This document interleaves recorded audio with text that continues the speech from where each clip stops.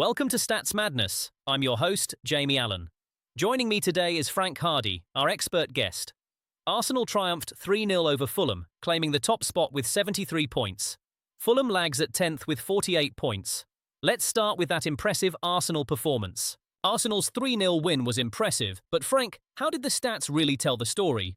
The 3-0 scoreline speaks volumes, but dig deeper. Arsenal had 9 shots on target to Fulham's 1. They created 7 big chances compared to Fulham's 1, and missed 5. Impressive, though, was their 54% possession and 89% pass accuracy, both edging Fulham's 46% and 83% respectively. Arsenal dominated every key metric. So Arsenal dominated the match with their 3-0 victory, but how did the tactical pillars look?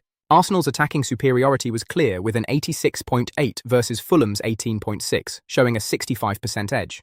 In possession, they controlled 62.6 against Fulham's 44.2, a 17% advantage. Surprisingly, Fulham excelled defensively, leading 52.5 to Arsenal's 42.2.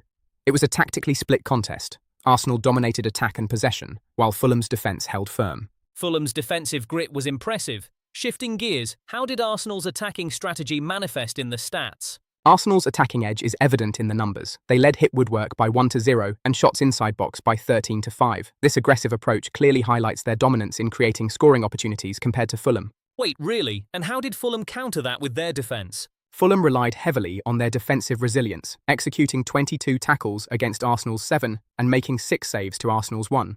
Their defensive strategy was to absorb pressure and disrupt Arsenal's flow, which kept them in the game longer than expected. Interesting. Arsenal's attack was relentless.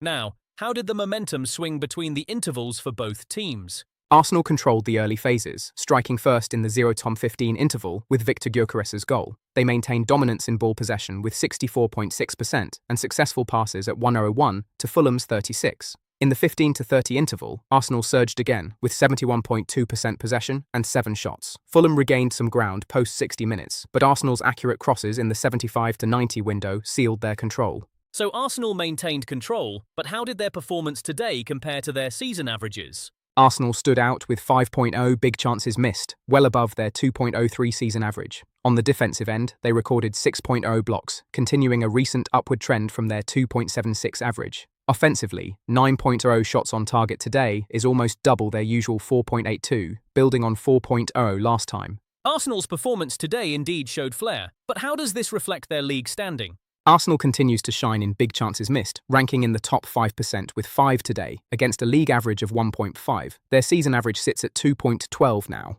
Wait, really? Top 5%? Are they maintaining this across other metrics too? Absolutely. They also excel in shots inside box, with 13 today, well above the 8.38 league norm, confirming their elite status in offensive plays this season. So Arsenal's standing is influenced by their big chances missed. How do they compare to their top 6 peers? Arsenal's 2.03 big chances missed a line with Manchester City and Brentford. In big chances created, they're on par with Manchester United. However, they trail in shots total, averaging 14.41 compared to Liverpool's 15.53. Ball possession at 54% matches with Aston Villa, but still lags behind Liverpool's 59.53%. Seeing how Fulham stacks up against their peers, I'm curious about their performance against their own season averages. Fulham's 6.0 saves today are a massive standout compared to their season average of 2.58. However, they fell short with just 1.0 accurate crosses, a dip from their average of 4.82. Additionally, they hit the woodwork 0.0 times, starkly below their 0.57 season norm. Given Fulham's recent performance, how does their league standing reflect their season identity? Fulham's identity crisis is evident. They usually excel in accurate crosses, ranking in the top 16%, but managed only 1 today, far below their 4.82 average. This is well above the league norm of 4.24. Wait, really? How about their long passes? Did they maintain their form there? Surprisingly, no.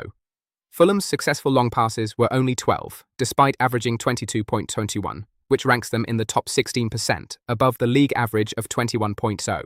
So, Fulham's league standing highlights their identity crisis, but how do they compare against their mid-8 peers in key stats? Fulham lags behind with a season average of 1.68 big chances created, trailing Chelsea and Crystal Palace.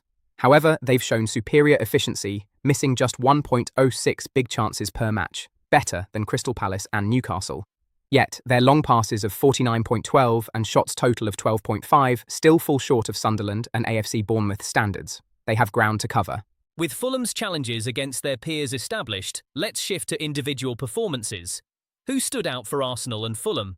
Bernd Leno led Fulham's goalkeeping with a solid 7.08 rating, crucial for their defence. In Arsenal's defensive line, William Saliba impressed with a 7.29. Declan Rice held the midfield at 7.09, but the forward line was where Arsenal shone. Bukayo Saka dominated with an 8.71 rating, and Victor Gyökeres wasn't far behind at 8.12, both proving to be constant threats. Having discussed Arsenal's standout players, let's see how Bukayo Saka's performance compared to his season averages.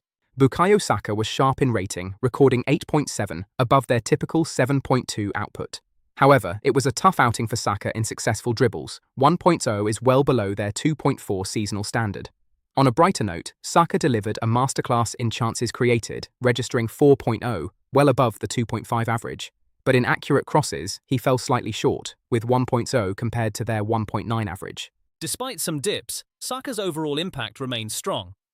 How does he stack up against the league's best wingers? Bukayo Saka is undeniably elite in several areas. His match rating of 8.71 places him in the top 2% of wingers, significantly higher than the league average of 6.77. Additionally, his 4 chances created per game also rank in the top 2%, compared to the 1.66 league average. Even in accurate crosses, Saka excels with a 97.7 percentile ranking, outperforming the 1.32 league benchmark. So, Saka's league standing is impressive, but how does he fare against his top winger peers? When comparing Bukayo Saka to his peers, he excels in several areas. His accurate crosses average 1.9, surpassing rivals like Jeremy Doku, who averages 1.5.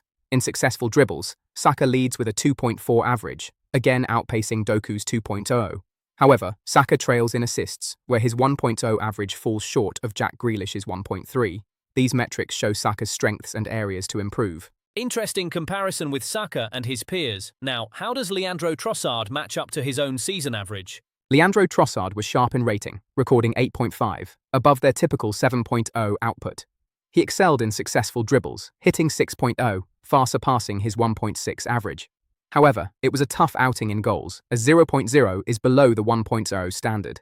Yet, he impressed with touches, registering 58.0, well above the 38.1 average. Despite Trossard's challenges with goals, his game rating was a standout.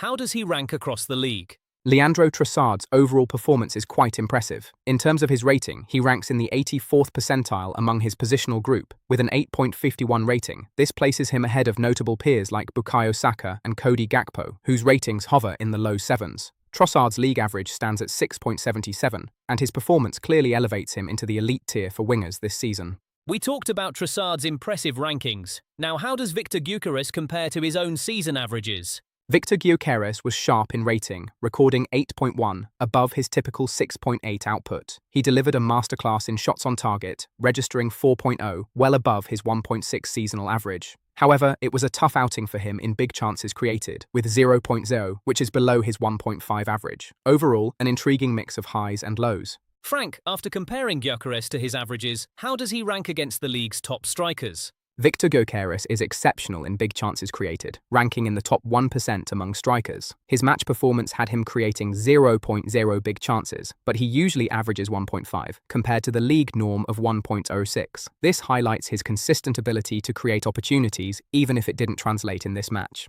Interesting how Gyökeres ranks, but shifting gears to William Saliba, how did he fare compared to his season average? William Saliba maintained a consistent performance in his rating, hitting 7.3, just above his 6.9 season average. However, his tackles and interceptions were off, both registering 0.0, falling short of his 2.0 and 1.2 seasonal benchmarks. Similarly, he blocked 0 shots, underperforming against his 1.0 standard. It's a mixed outing for him, showing stability in some areas but room for improvement in others. So, Frank, we've seen Saliba's mixed results.